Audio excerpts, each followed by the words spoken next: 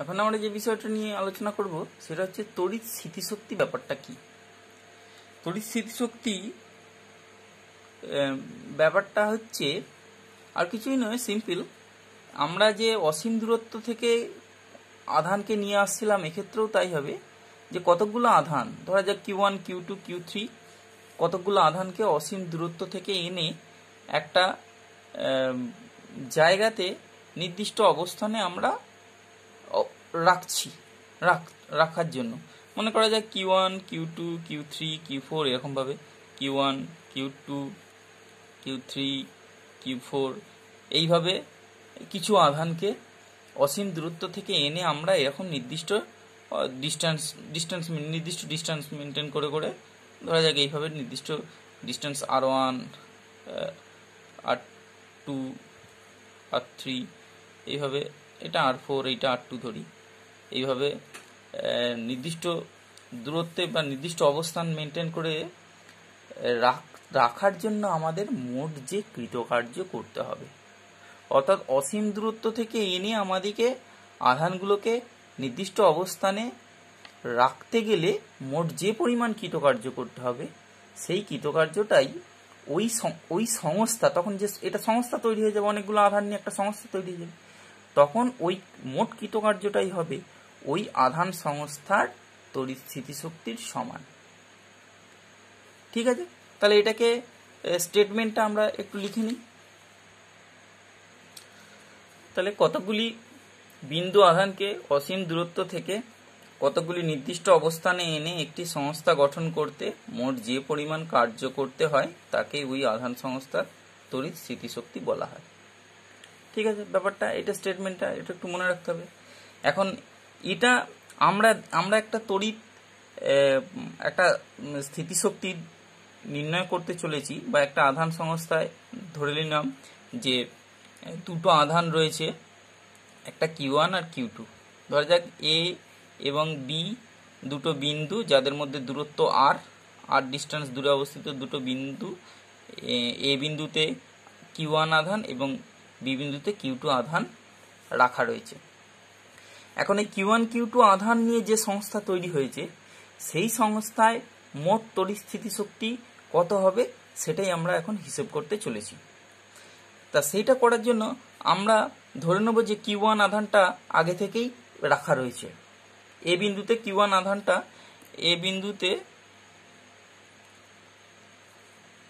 Q1 আধান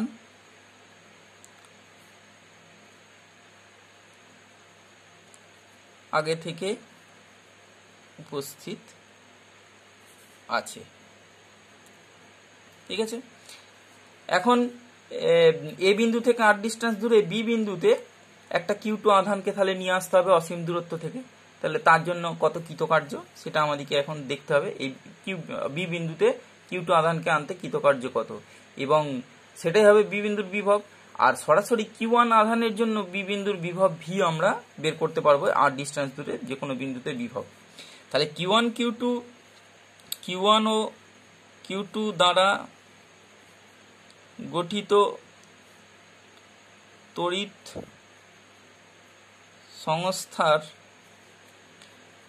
সংস্থার তড়িৎ স্থিতি শক্তি নির্ণয়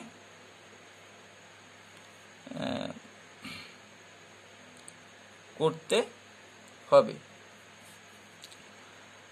তাহলে অতএব Q1 আধানের জন্য আধান থেকে r দূরত্বে বি বিন্দুতে বিভব V = 1/4πε0। শূন্য বা বায়ু মাধ্যমে রাখা রয়েছে, আধানগুলো ধরে নিয়েছি। তাহলে বিভব V = 1/4πε0 Q1/r। বি বিন্দুর বিভব আমরা বের করে ফেললাম Q1 আধানের জন্য। এখন আমরা Q2 আধানটাকে Q2 আধানকে অসীম থেকে বি বিন্দুতে আনতে কৃতকার্য সমান আধান ইন্টু ওই বিন্দুর বিভব, সেটা কি Q2 V। তাহলে Q2 আধানকে অসীম থেকে বি বিন্দুতে আনতে কৃতকার্য Q2 V।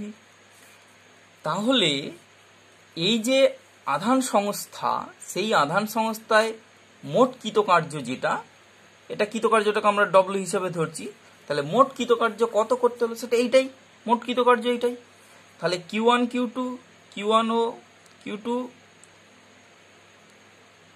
আধান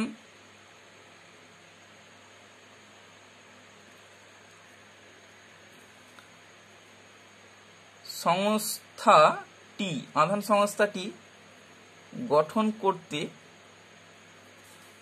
মোট কৃতকার্য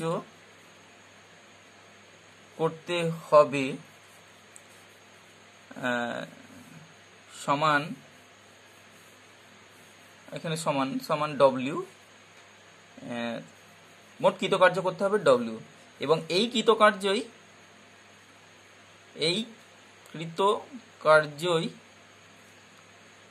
সংস্থাটির তড়িৎ স্থিতি শক্তি রূপে বিবেচিত হবে। এবং তড়িৎ স্থিতিশক্তি সমান U হলে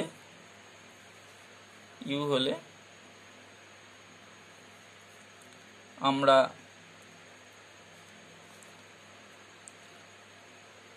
লিখতে পারি W সমান U, বা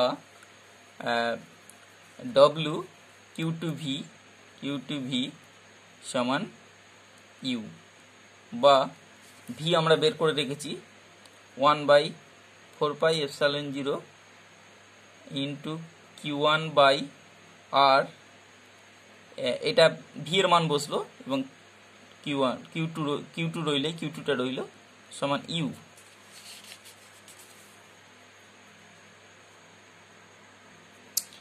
or বা U is equal to, ঘুরিয়ে নিলে U is equal to Q1 Q2/4πε0 into R। এটাই হবে ওই সংস্থার, অর্থাৎ Q1 Q2 আধান দ্বারা গঠিত তড়িৎ সংস্থার তড়িৎ স্থিতিশক্তি। U is equal to Q1 Q2/4πε0 R। এবং এটা CGS এ হিসেব করলে, CGS পদ্ধতি এবং শূন্য মাধ্যম যদি হয়, তাহলে এটা সিম্পল হয়ে যাবে U is equal to Q1 Q2/R। এবার এই যে তড়িৎ স্থিতিশক্তি, এর একক আমরা শক্তির যে একক তাই একক হবে। তড়িৎ স্থিতি শক্তির CGS একক আর্ক, শক্তির যে একক আর্ক, এবং SI একক হবে জুল। তাহলে আমরা এইভাবে তড়িৎ স্থিতিশক্তি নির্ণয় করতে পারবো। এখন এটা আমরা দুটো আধান নিয়ে সংস্থা গঠন করেছি, তার ফলে এইভাবে তৈরি করেছি। এখন যদি একাধিক আধান নিয়ে কোনো তড়িৎ সংস্থা তৈরি করা হয়, কোনো সংস্থা গঠন করা হয়, এবং তার জন্য তড়িৎ স্থিতিশক্তি প্রত্যেক দুটো আধানের জন্য আমাদের তড়িৎ স্থিতিশক্তি বের করে মোট তার বীজগাণিতিক যোগফল বের করলেই ওই একাধিক আধান দ্বারা গঠিত সংস্থাটার মোট তড়িৎ স্থিতিশক্তি নির্ণয় করতে পারব। এখন আমরা দেখে নেব তড়িৎ ক্ষেত্রে দ্বিমেরুকে বিক্ষিপ্ত করতে কৃতকার্য ও দ্বিমেরুর স্থিতিশক্তি। একটা তড়িৎ ক্ষেত্র, এখানে এই যে দেখতে পাচ্ছি ই প্রাবল্যের একটা তড়িৎ ক্ষেত্র ডিরেকশন দিয়ে দেখানো হয়েছে। সেখানে ধরে নাও যে একটা -Q একটা +Q নিয়ে একটা তড়িৎ দ্বিমেরু তৈরি হয়েছে। তা এই দ্বিমেরু ভ্রামক যদি আমরা P ধরে থাকি, তাহলে এই দ্বিমেরুর উপর দ্বিমেরুর যদি প্রাবল্যের অভিমুখের সঙ্গে থিটা অ্যাঙ্গেল করে থাকে, তাহলে দ্বিমেরুর উপর যে টর্ক ক্রিয়া করে সেটা আমরা আগে ক্যালকুলেশন করেছি, এবং সেই টর্কটা হয় tau is equal to P sine theta. তাহলে দ্বিমেরুর ভ্রামক পি হলে এবং দ্বিমেরুটি ই প্রাবল্যের সুষম আর কি, সুষম ই প্রাবল্যের তড়িৎ ক্ষেত্রের সহিত থিটা কোণে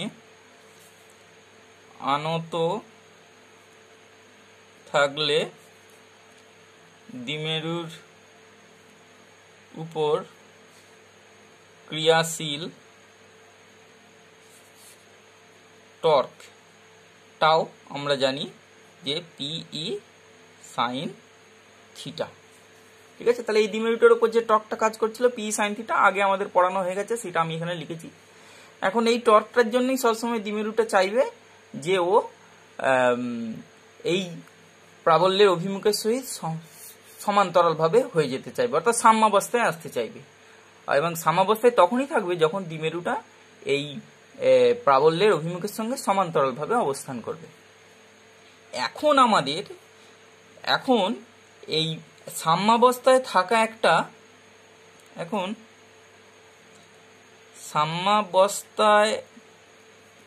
থাকা কোনো দ্বিমেরুকে প্রাবল্যের অভিমুখের সঙ্গে কোণ করে রাখতে হলে কিছুটা কৃতকার্য করতে হবে। যেটা সাম্যাবস্থায় আগে থেকেই রয়েছে, একটা দ্বিমেরু সাম্যাবস্থায় রয়েছে, অভিমুখের সঙ্গে সাম্যাবস্থায় সমান্তরালভাবে থাকবে, তাকে এই প্রাবল্যের অভিমুখের সঙ্গে অ্যাঙ্গেল করে আনতে গেলে কিছুটা কৃতকার্য করতে হবে, এবং সেই কৃতকার্যটাই ওর মধ্যে তড়িৎ স্থিতিশক্তি রূপে সঞ্চিত থাকবে। কিছুটা কৃতকার্য করতে হবে, এই কৃতকার্যই তড়িৎ স্থিতি শক্তি রূপে দ্বিমেরুতে সঞ্চিত থাকবে।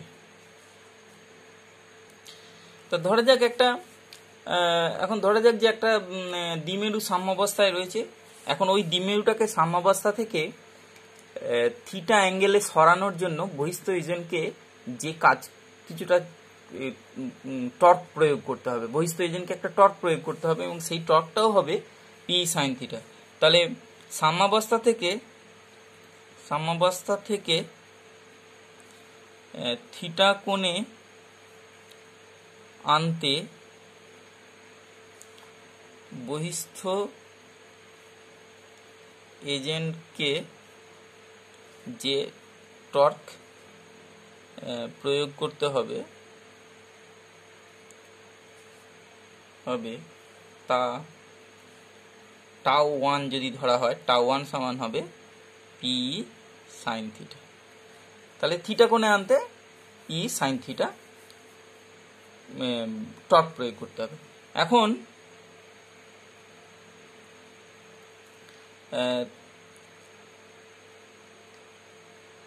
কৌণিক সরণ থিটা থেকে বাড়িয়ে থিটা প্লাস ডি থিটা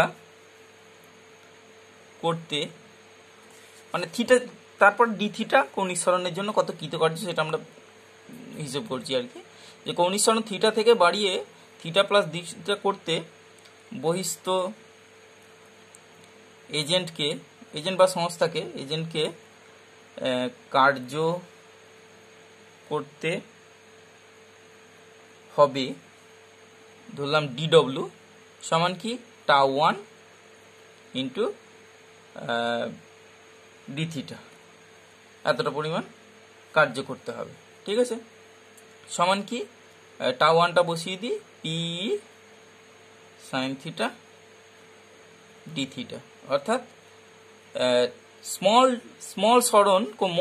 কৌণিক সরণ ডি থিটা করার জন্য স্মল কৃতকার্য D W is equal to P sine theta D theta.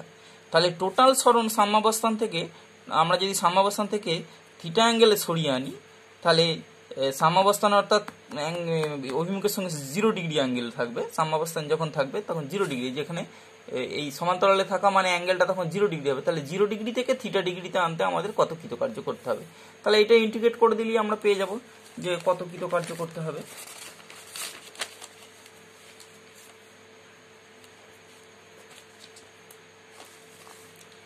অতএব দ্বিমেরুটিকে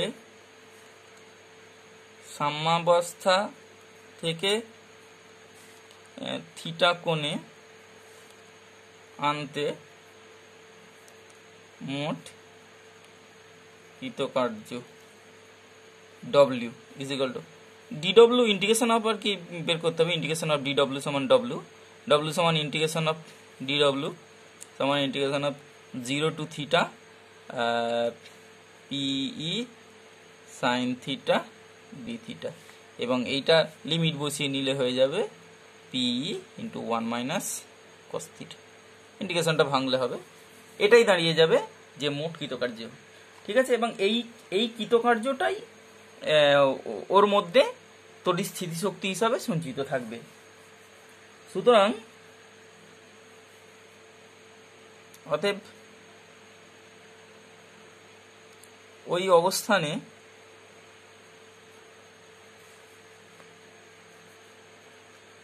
দ্বিমেরুর স্থিতি শক্তি হবে সমান পি 1 মাইনাস কস থিটা। ঠিক আছে, স্থিতিশক্তি এটাই দাঁড়িয়ে যাবে। এবং বিশেষ ক্ষেত্রে আলোচনা এই সমীকরণ থেকে আমরা পেয়ে যাব যে যদি theta is equal two 90 degree করা হয় সেক্ষেত্রে স্থিতিশক্তি এই সমীকরণ থেকে হয়ে যাবে সিম্পলি পি, আর থিটা যদি 180 ডিগ্রি করা হয় সেক্ষেত্রে স্থিতিশক্তি হবে 2 পি। সব এই রিলেশন থেকে পাওয়া যাচ্ছে। এবং থিটা 1 থেকে থিটা 2 করা হলে স্থিতিশক্তি হবে P E cos theta 1 minus cos theta 2। এগুলো স্পেশাল ক্ষেত্র আমাদেরকে একটু মনে রাখতে হবে। এখন আমরা দেখে নেব তড়িৎ ক্ষেত্রে আহিত বস্তুর গতিশক্তি। একটা তড়িৎ ক্ষেত্রে একটা আহিত বস্তু আছে, তার গতিশক্তি কি হবে সেটা আগে, গতিশক্তির কনসেপ্টটা কোথা থেকে আসে সেটা একটু আমি এখানে লিখেছি, দেখো বলে দিচ্ছি। যখন কোনো আহিত বস্তু কোনো তড়িৎ ক্ষেত্রে অবাধে গতিশীল হয় তখন বস্তুটি কিছু পরিমাণ স্থিতিশক্তি হারায় এবং পরিবর্তে সমপরিমাণ গতিশক্তি লাভ করে। যে স্থিতিশক্তিটা হারাবে সেই পরিমাণ গতিশক্তি লাভ করবে। ধরা যাক একটা তড়িৎ ক্ষেত্রে একটা এম ভরের আধান, এই যে ধরা যাক এম ভরের একটি কণা কিউ আধানে আহিত আছে। কণাটি কোনো তড়িৎ ক্ষেত্রের এ বিন্দু থেকে বি বিন্দুতে যাচ্ছে, যে এ বিন্দু থেকে বি বিন্দুতে যাচ্ছে। বিন্দু দুটির মধ্যে বিভব পার্থক্য ভি হলে কণাটি স্থিতিশক্তি হারাবে কিউ ভি। এ থেকে যখন বি বিন্দুতে যাবে, যেহেতু এদের মধ্যে বিভব পার্থক্য ভি, সেই জন্য ও স্থিতিশক্তি হারাবে কিউ ভি। তাহলে যতটা স্থিতিশক্তি হারালো সেটাই সে গতিশক্তি হিসাবে লাভ করবে। তাহলে এই হারানো স্থিতিশক্তি কণাটি গতিশক্তি হিসাবে পাবে বা গতিশক্তি বৃদ্ধি করবে। এখন যদি এ বিন্দুতে কণাটার বেগ v1 এবং বি বিন্দুতে কণাটার বেগ v2 হয়, তাহলে কণাটার বেগ বৃদ্ধি পেয়ে যাবে। তাহলে এবং সেক্ষেত্রে কণাটার গতিশক্তির বৃদ্ধি কত হবে সেটা এটাই হবে। তাহলে এখন এ বিন্দুতে কণাটির বেগ v1 ও বি বিন্দুতে কণাটির বেগ v2 হলে গতিশক্তির বৃদ্ধি হবে 12m v2 square minus v1 square. অর্থাৎ এখানে গতিশক্তি হচ্ছে 12m v1 স্কয়ার, এখানে গতিশক্তি হচ্ছে 12m v2 স্কয়ার। তাহলে বৃদ্ধি কতটা? 12m v2 square minus 12m v1 square. তাহলে সেটাই পার্থক্য করলে এবং এইভাবে আসবে half m v two square minus v one square. এবং এই গতিশক্তি বৃদ্ধিটা হয়েছে কার জন্য? এই কিউ ভি পরিমাণ স্থিতিশক্তি হ্রাসের জন্য। তাহলে আমরা বলতে পারি যে half m v two square minus v one square is equal to q v. তাই লেখা যায়, অতএব আমরা লিখতে পারি যে half m v two square minus v one square is equal to q v. তাহলে এটাই আমাদের গতিশক্তির সহিত স্থিতিশক্তির যে রাশিমালা সেটা আমরা পেয়ে যাব। এখন যদি কণাটি স্থির অবস্থা থেকে ভি বেগ প্রাপ্ত হয়, সেক্ষেত্রে সম্পর্কটা দাঁড়াবে, সেক্ষেত্রে half m v square is equal to q capital v. এখানে ক্যাপিটাল ভি, এখানে স্মল ভি মানে বেগ, ক্যাপিটাল ভি মানে হচ্ছে বিভব, এটা মনে থাকে যেন। হাফ এম ভি স্কোয়ার সমান কিউ ভি। এখানেও ভি, এই ভি ওয়ান ভি টু কিন্তু এগুলো সব বেগ, আর এখানে যে ভি, এটা ক্যাপিটাল ভি বোঝাচ্ছে, এই ভিটা কিন্তু বিভব। তাহলে এখান থেকে আমরা পেয়ে যাবো এখান থেকে, তাহলে small v is equal to under root of 2q capital v divided by m. ঠিক আছে, এটাই আমরা বেগের সহিত বিভবের যে সম্পর্কটা সেটা আমরা এখান থেকে পেয়ে যাব। আমাদেরকে এই ইলেকট্রন ভোল্ট সম্পর্কে একটু ধারণা রাখতে হবে। ইলেকট্রন ভোল্ট বা ইভি, এরকম ছোট হাতের ই, ক্যাপিটাল ভি। ইলেকট্রন ভোল্ট জিনিসটা কি? এটা হচ্ছে ইলেকট্রন, প্রোটন ইত্যাদি যখন আমাদের শক্তি নির্ণয় করতে হয় তখন আমাদের খুব ক্ষুদ্র একক ইলেকট্রন ভোল্টের সাহায্য নিতে হয়।